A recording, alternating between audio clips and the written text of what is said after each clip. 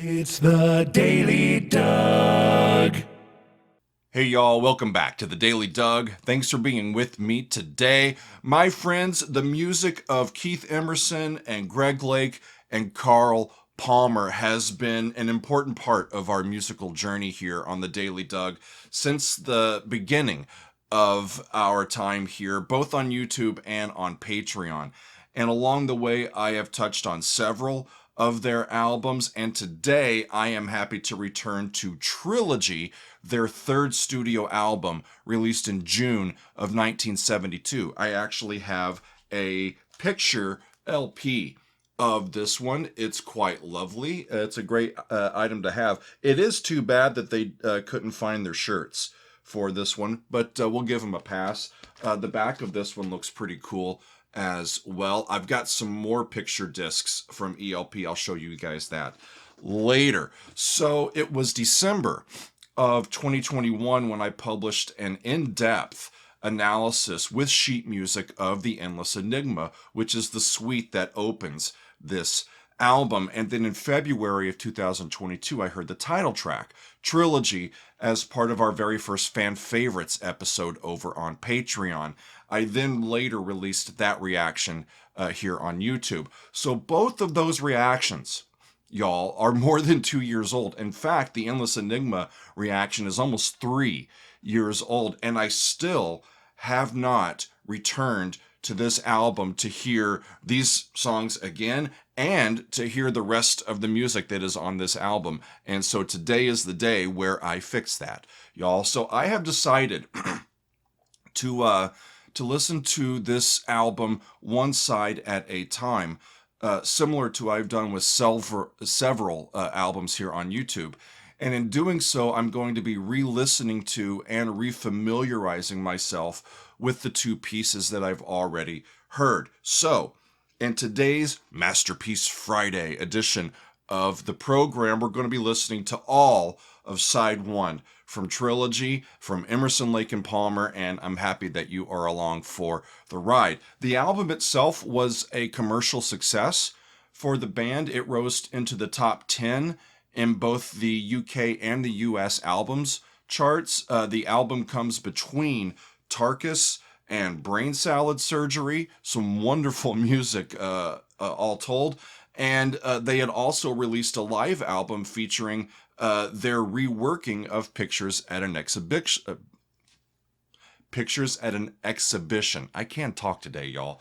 And that originally by the great composer Mussorgsky, right? I have done an entire extended play lounge listen to their Pictures at an Exhibition. That's available on our Patreon.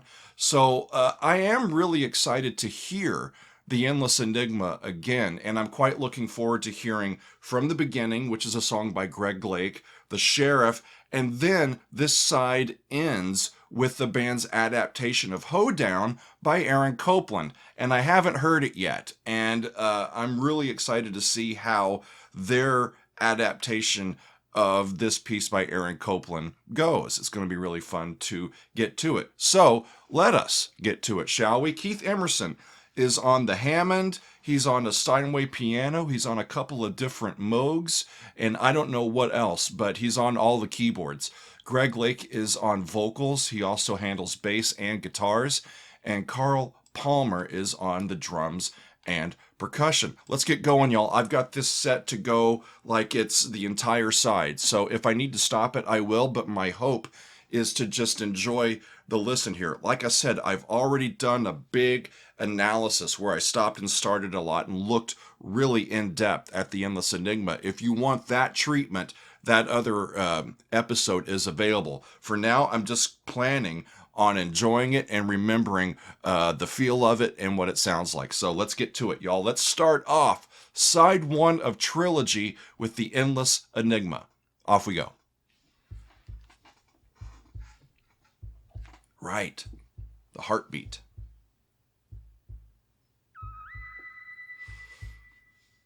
And that open fifth.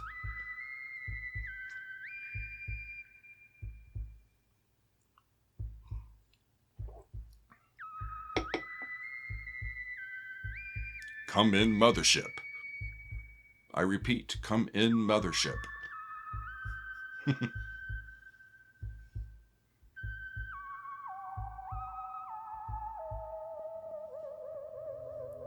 Almost sounds like a theremin.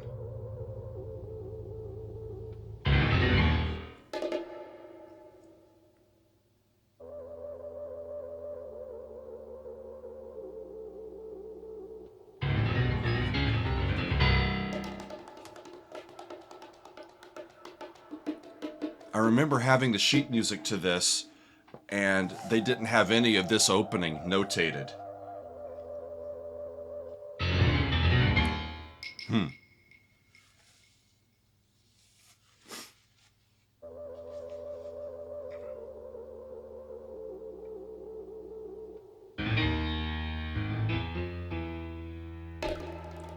Man, his technique is so good. Those octaves are right together.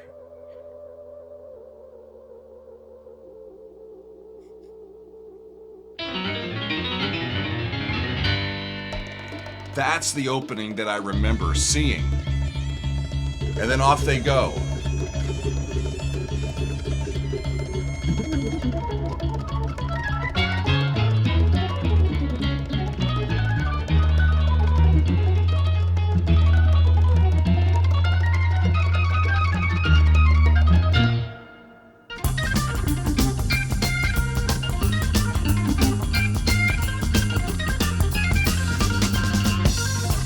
So now they're in C. C minor. 4, 5. They're not in C anymore.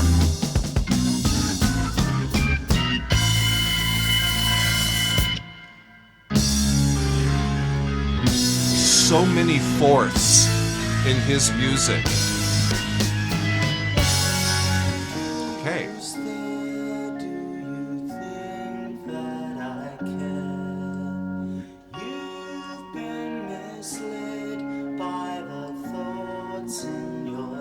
You've been misled by the thoughts in your head.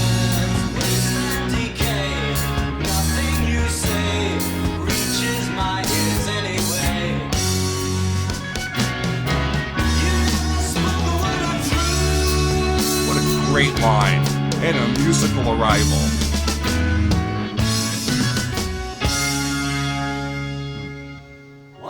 Repeats. Verse 2.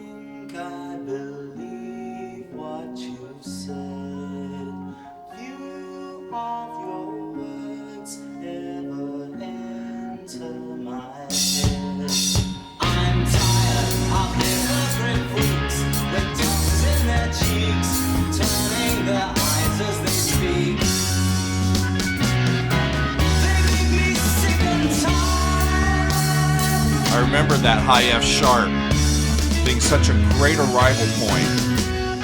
Are you confused to the point in your mind, though you're blind, can't you see you're wrong? And I'll never get tired of listening to Greg sing, you know? Used to be used, even though you may know I can't see you're wrong.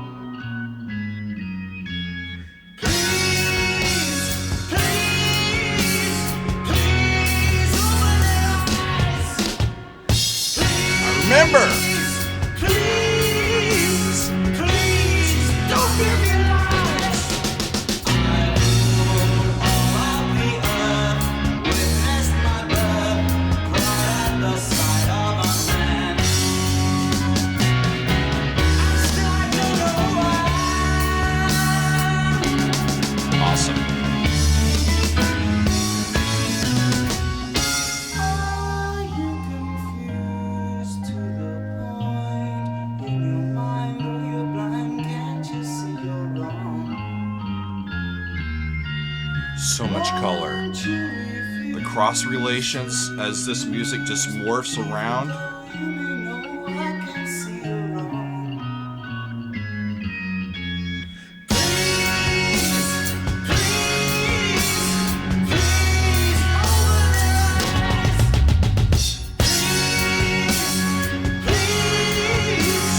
Please, don't give me lies.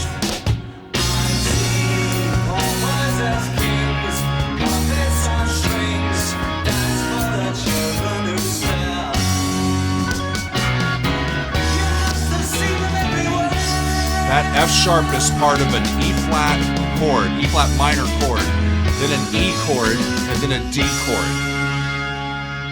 And it just holds steady.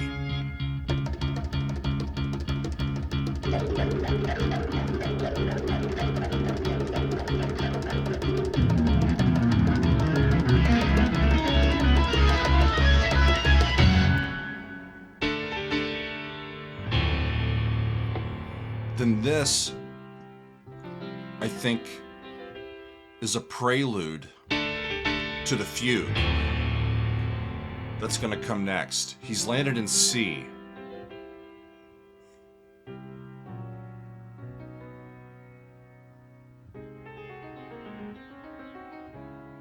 And then up to C sharp.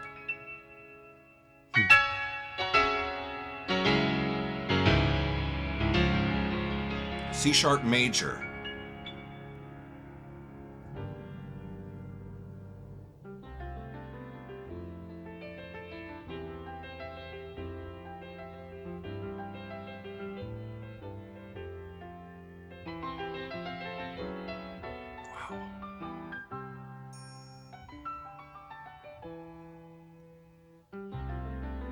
It was a mistake not to listen to this more often over the last few years. It's wonderful.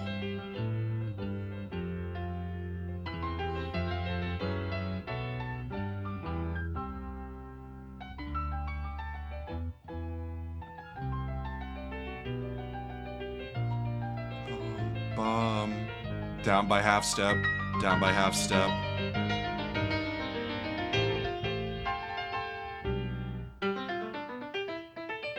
Now we're into the fugue. He's in C. Second voice. The bass is the third voice.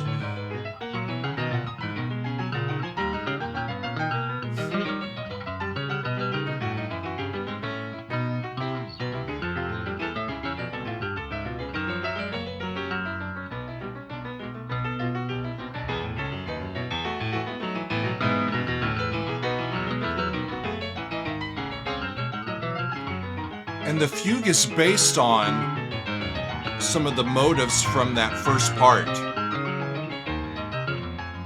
especially those ascending fourths. At the beginning, it's ascending fourths, right? At the beginning of that fugue subject.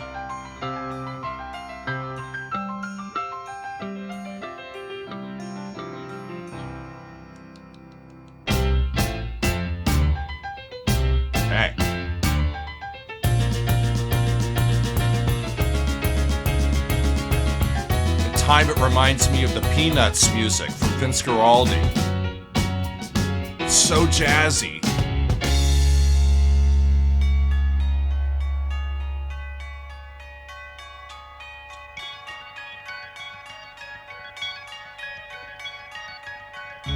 Lovely layering of the same ideas.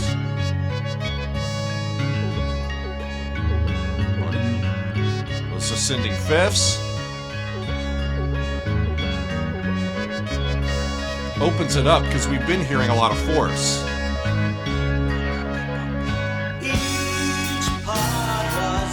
So this comes back.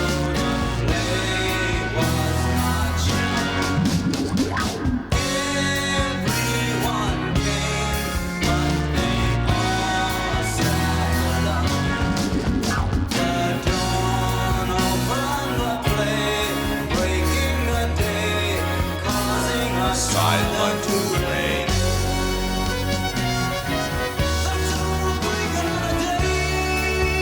It's a great musical spot. The best part of the whole song, I think.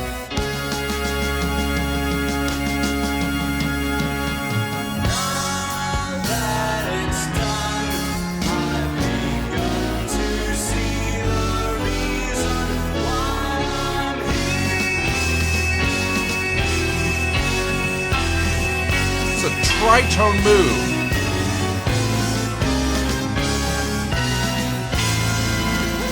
There's those fourths in that voicing. Ha! I'm going to stop it there. So, no, stop. There you go. Yeah, that's the Endless Enigma, y'all. And what I remember hearing from last time is just how often he's using those fourths, whether they're all at the same time, a chord stacked in fourths instead of thirds, or if they're just a melodic outgrowth. He's done it in Tarkus. He does it throughout his writing. It's a very familiar pattern and voicing that he keeps coming back to, and it makes the music sound just a little bit exotic as compared to music that's with chords that are stacked in thirds. Thirds and fifths end up being consonances over a root, but a fourth is a dissonance because it comes between that third and that fifth. It tends to want to resolve either down to the third or up to the fifth. And so we think of that fourth and a second, which is between, the root and the third, as dissonances. But he's using these fourths as consonances. And in doing so, while adapting a technique that is based in classical training, that's what makes the music sound a little bit exotic and a little bit resolved yet unresolved at the same time. It gives it a great sound for all of these voicings. Wonderful to hear that again.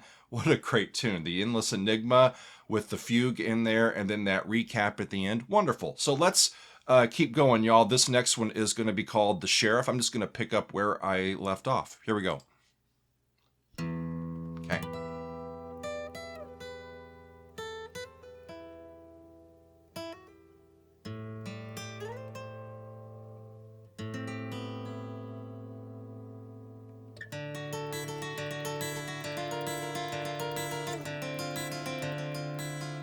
This one's by Greg Lake.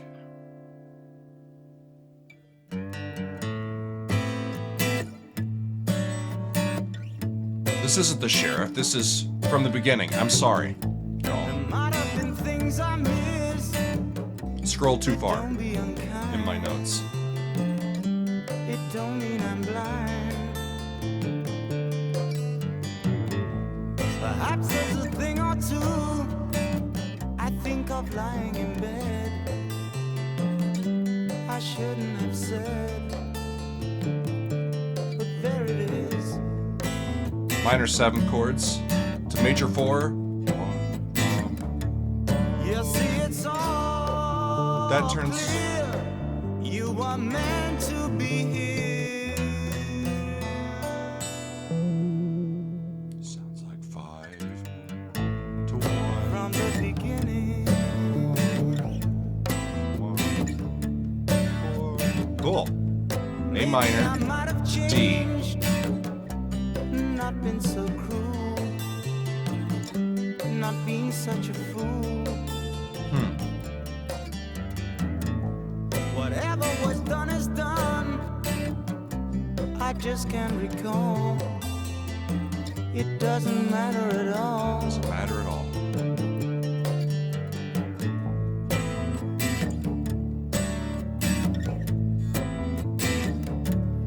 You see, it's all Interesting to hear no keyboards in this so far. to be here. A true Greg Lake original here. From the beginning.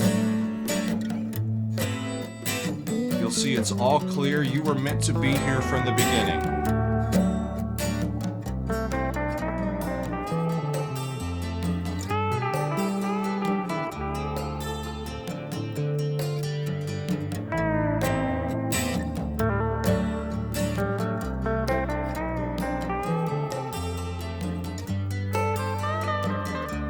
Beautiful.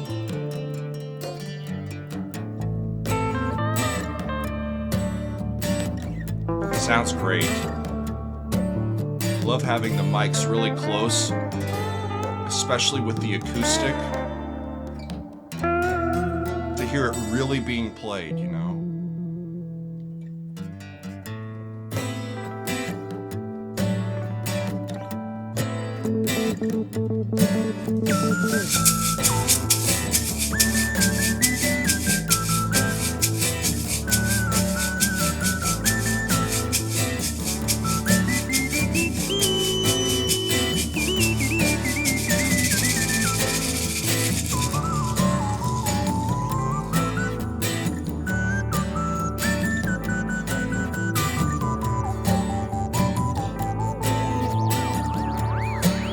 mouse over the 1 and the 4.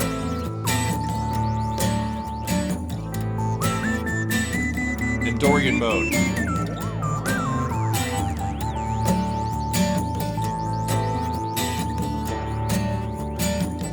When it's there, and then the next chord shares that same tonic note in the bass. It's like the 1 chord, and then it's 4 over 1. And that shared note ties them both together.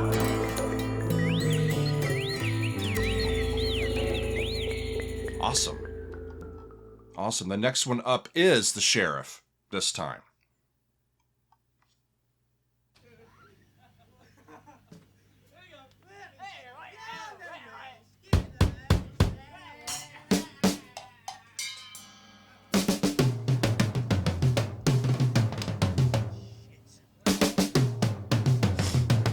Try it again, Carl. We've heard Keith's big thing. Then we heard Greg's. Then you get a little from Carl. Awesome.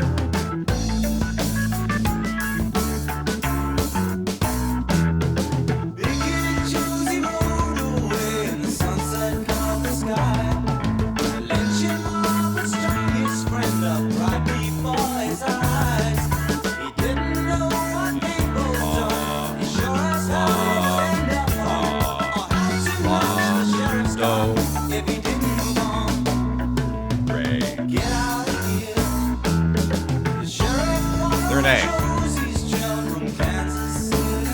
Kansas City.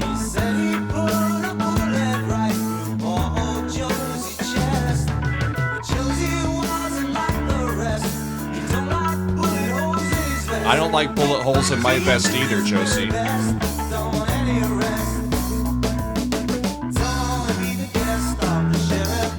Awesome.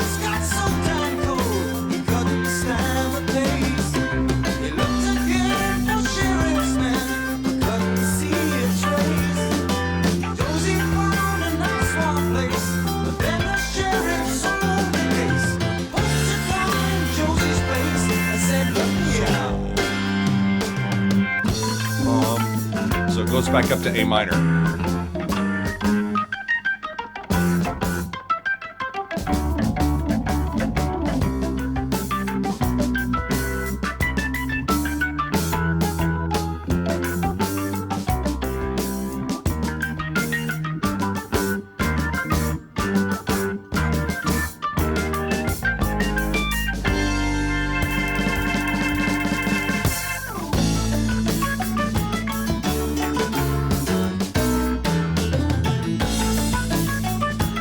There's a piano that's out of tune in there.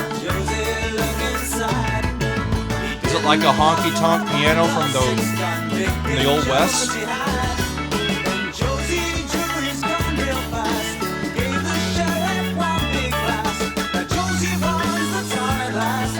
Josie runs the town. And now that Josie's...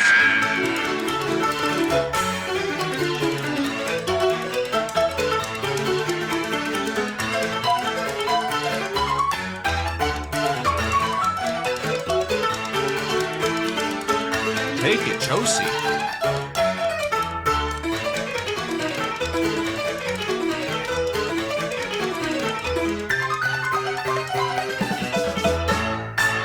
That was cool. All right, hang on. Before we get to Hoedown,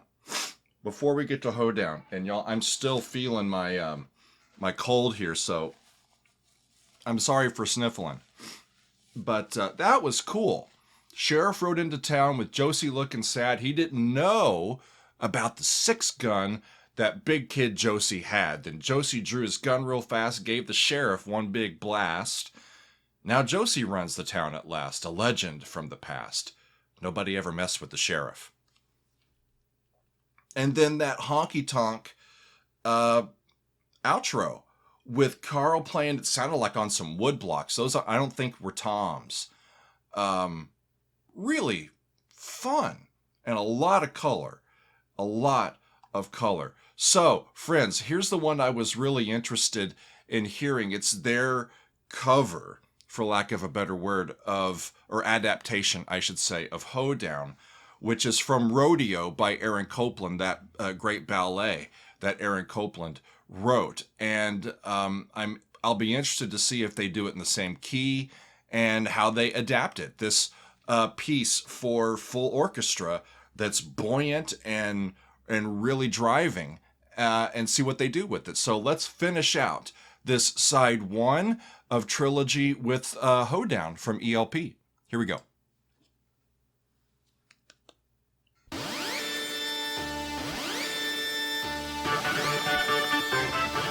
Sounds like the same key.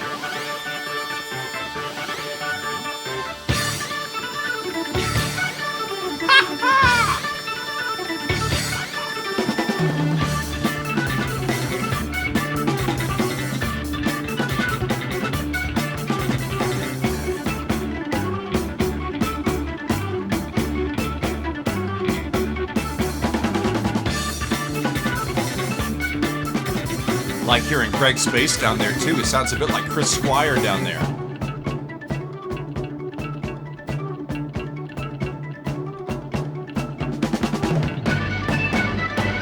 Over the 4.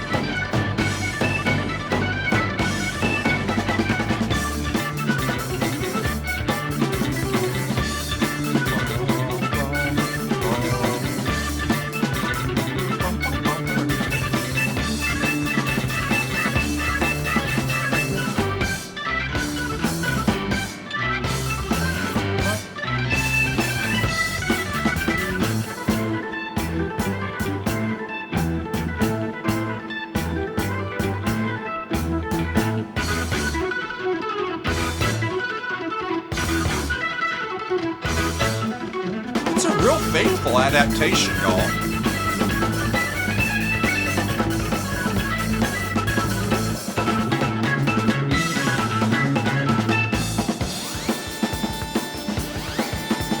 Okay.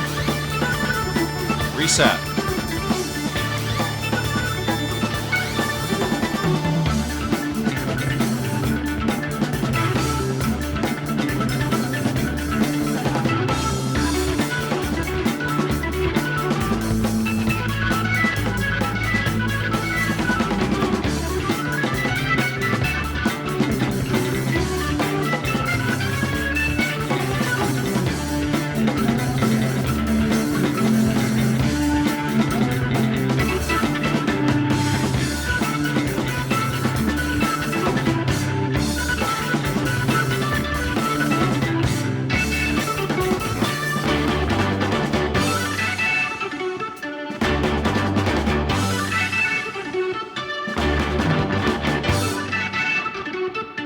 Great.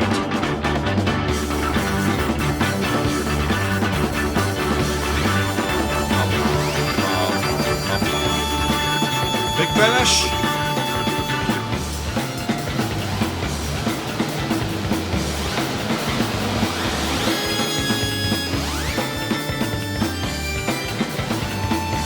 One of these days he's going to get that organ from parking the drive and it's just going to take off.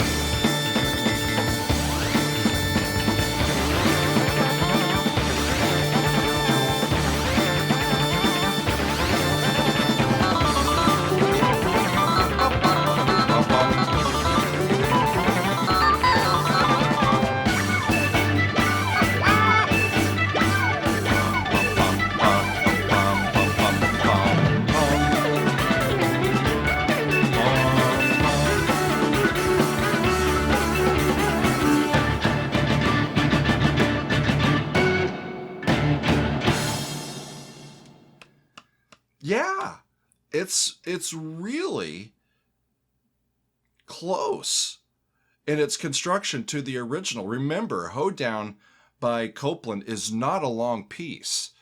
Like maybe 3.5 minutes, maybe 4, depending.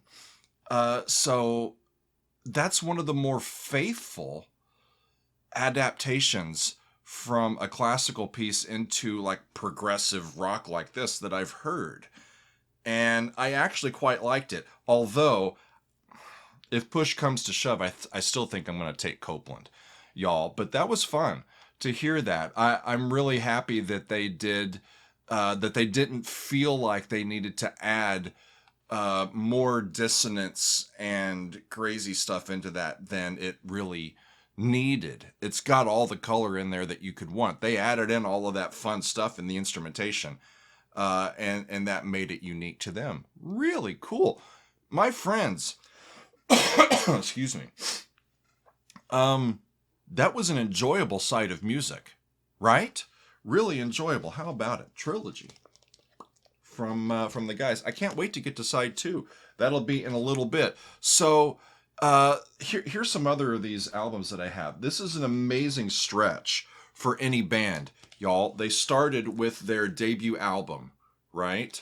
They then did Tarkus, right? And Tarkus on the back, I believe you can see Tarkus. Isn't this cool? It's really fun, right? And then Trilogy. Actually, then pictures at an exhibition, which I think I also have back there, but I didn't pull it out. And then Trilogy, and then finally Brain Salad Surgery. How about that? These are really cool to have, these picture discs. And they play actually pretty decently. So all of this music, all these albums, their debut album, Tarkus, Pictures at an Exhibition, Trilogy, and Brain Salad Surgery. That's 5 albums, one of them being a live album. All of that was released in right about a 3-year span, from late 1970 to late 1973. And it's just an amazing product, an amazing era for this band and these 3 musicians. I said a few days ago, when we listened to music from the Traveling Wilburys, not Wilburys, Doug, Wilburys, maybe. I mentioned Emerson, Lake and Palmer as another example of a supergroup, and I think it's an appropriate description, y'all, based on their prior work, as well as the way that when they came together, they got the most out of each other. Really phenomenal stuff. I have a quote here from a Rolling Stone article that said that this stretch of albums, what I've been talking about here, this stretch of albums turned progressive rock from a black light in the basement listening experience into a stadium-filling phenomenon. At their heart was Keith Emerson, whose eternal quest for a bigger and grander sound helped make ELP one of the most accomplished and absorbing rock bands ever birthed. All of this stuff holds up, y'all.